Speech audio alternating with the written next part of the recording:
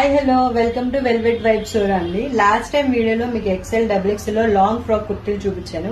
ఇప్పుడు daily wear లో cotton లో లైట్ ప్రింటెడ్ వర్క్ వచ్చిందండి.